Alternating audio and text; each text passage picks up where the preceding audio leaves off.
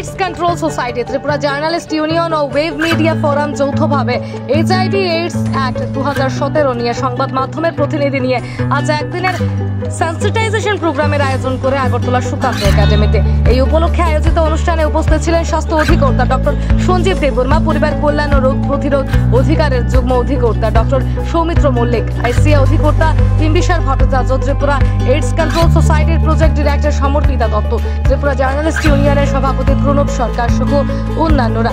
অনুষ্ঠানে রাজ্যের সাংবাদিক ও চিত্র সাংবাদিক ও বিভিন্ন সংবাদ মাধ্যমের প্রতিনিধিরা উপস্থিত ছিলেন। বক্তারা এইচআইভি এইডস রোগ ও সংক্রমণের প্রবণতা সম্পর্কে বিস্তারিত আলোচনা করেন এবং জনগণকে সচেতন করার ক্ষেত্রে মিডিয়ার গুরুত্বপূর্ণ ভূমিকা উল্লেখ করেন। এছাড়া আলোচনায় উঠে এসেছে এই রোগ সংক্রমণের অন্যতম প্রধান কারণ হিসেবে নেশার কুফল ও তার বাড়ন্ত নিয়ে, বিশেষ করে যুবদের জন্য। আলোচনা সভার পরে অনুষ্ঠিত হয় technical session. North east 24 news. Subrajit বলার চেষ্টা করেছে বিলো 15 বিশাল সংখ্যক। বিলো 15 মানে কি, ওরা শুধু স্কুলেই আছে, দেন they will go to the college. So these two segments are the vulnerable people who will be going for the IV drugs.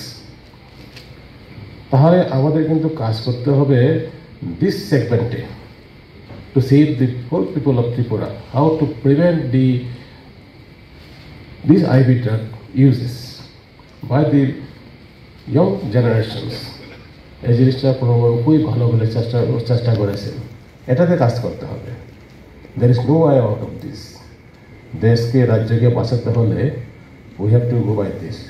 Once we have acquired, then we have to adhere for the treatment. এবং এটাদের জন্য আমাদের T6 everywhere we have the satellite center where we have the